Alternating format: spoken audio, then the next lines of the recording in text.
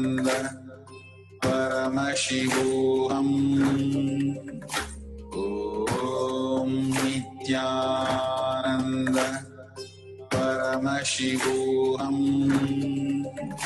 Om Nithyananda Paramashivoham. Om Nithyananda Paramashivoham. Om Nithyananda Paramashivoham. Om Nithyananda Paramashivoham. Om Nithyananda Paramashivoham. Om Nithyananda Paramashivoham. Om Nithyananda Paramashivoham. Om Nithyananda Paramashivoham. Om Nithyanandam. So beautiful, whatever Paramashiva has revealed, what you know down. Now in the second round, let's start scanning the other partner. Make a partner, explain to the partner that you're doing body scanning, and whatever the partner is also revealing about you, you can verify what you have written. Whatever you have written down, your partner should be revealing, and whatever they have written down, you can reveal. So you can make partner. If you don't have anybody to make partner, you can do a scanning of the other person. Perfectly fine. Ask them to write down first, and then you start the scanning. And let's make sure at the end of it, we'll ask for the testimonial video and ask them to post it. So let's sit straight with the head, neck and spine in a straight line. Remember Paramashiva in your third eye. Again and again, bring your awareness to your third eye, living out of third eye that everything is a manifestation of Paramashiva is going to make your reality more beautiful. Absolute unclutching and constantly complete completion, that whatever you know as you, the knowledge, the impression of it, and everything, the idea, views, everything, the identity, the yours, Bhagavan beautifully says, mine, all that we cherish and hold, complete with that. All that is not you, and it not going to come with you nor fulfill you. Be very clear. Nothing that you perceive from this world can fulfill or complete you or make you understand of anything, because it's completely in your dream that you are perceiving whatever you're seeing. Complete from that, complete completion from that reality, and unclutch completely, absolute unclutch, to recognize your absolute infinite possibility. So ferociously breaking from the boredom and tiredness, the self-doubt, self-denial, self-hatred, constantly throwing tantrum in us. Bhagavan said extreme tantrum will be happening, and the intensity is going to increase and peak in December 14th. More and more confusion, more and more chaos. The thinking style, everything is going to lead us into more mess. Before that, we can learn the science of unclutching, science of being in Paramashanta Swarupa, science of breaking the boredom and tiredness will lead us to the ultimate space. I am Paramashiva.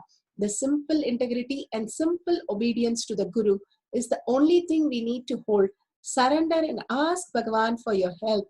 And beautifully, your strength is only Paramashiva when you declare that as your integrity, asking for you to experience the higher reality. Simply that seeking and gratitude will become reality. Now, let's chant the Mahavakya intensely from the navel center with a deep listening. So,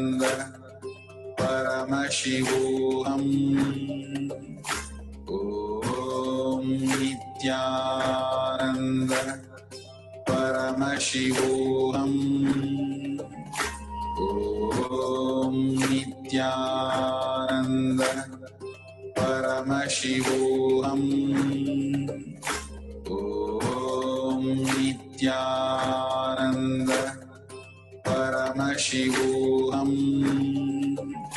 Om Nithyananda Paramashivoham.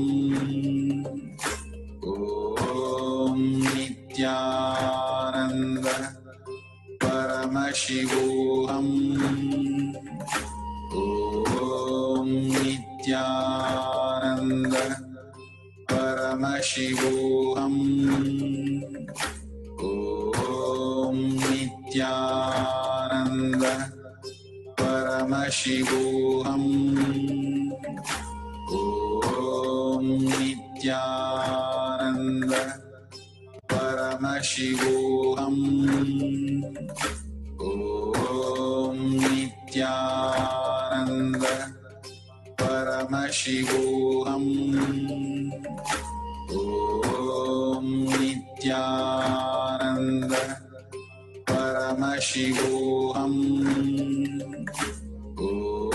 Om Nithyananda Paramashivoham.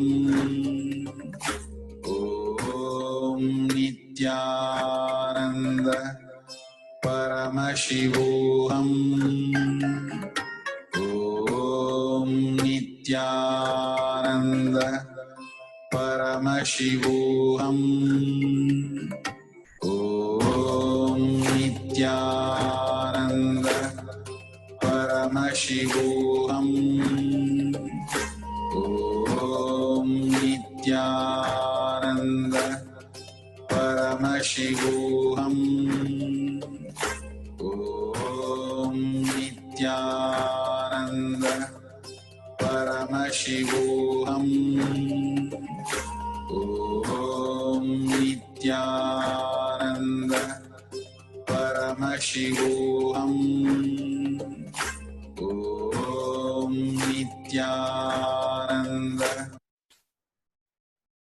Nithyanandam, so beautiful.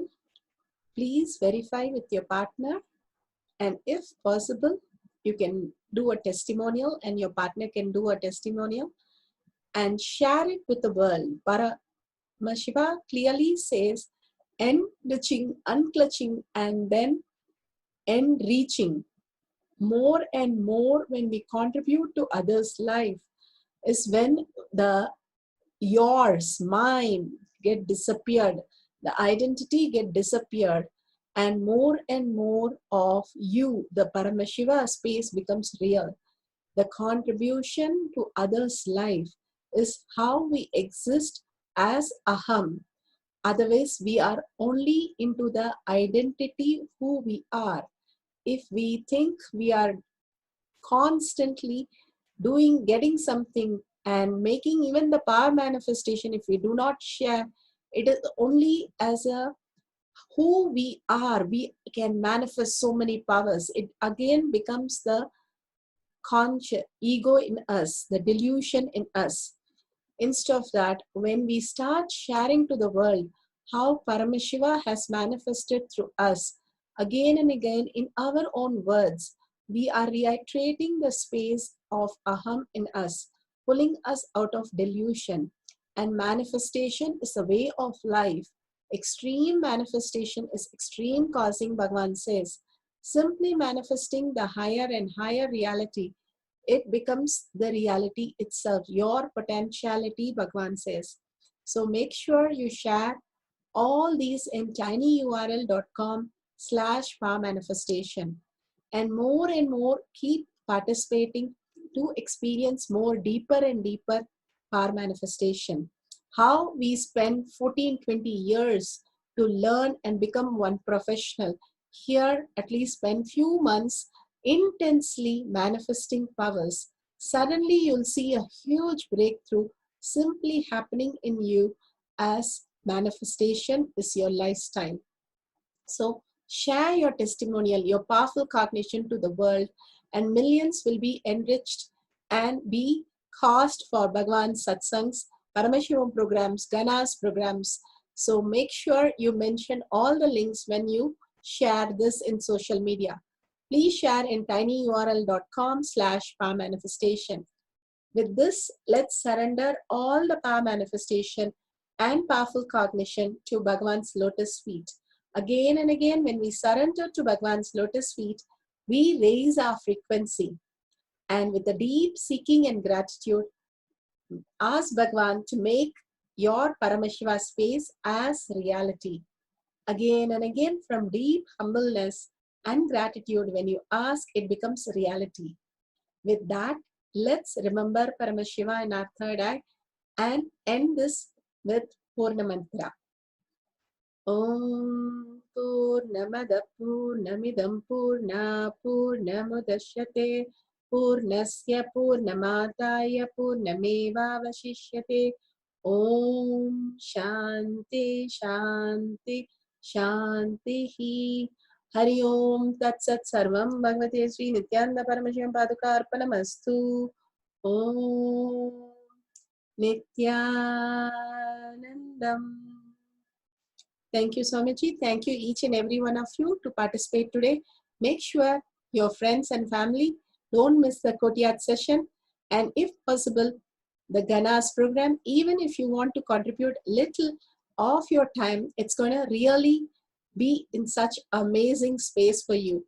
Bhagavan says Ganas program is his breathing space. Just imagine being in his breathing space. That is the ultimate that you can experience, especially when pandemic is going on. So don't miss the chance to be in the Ganas program and sign up today. And experiencing Bhagavan is the ultimate gift for each and everyone on planet Earth. So see you in the Ganas program, Paramashivoham Ganas program. Thank you, Nithyanandam.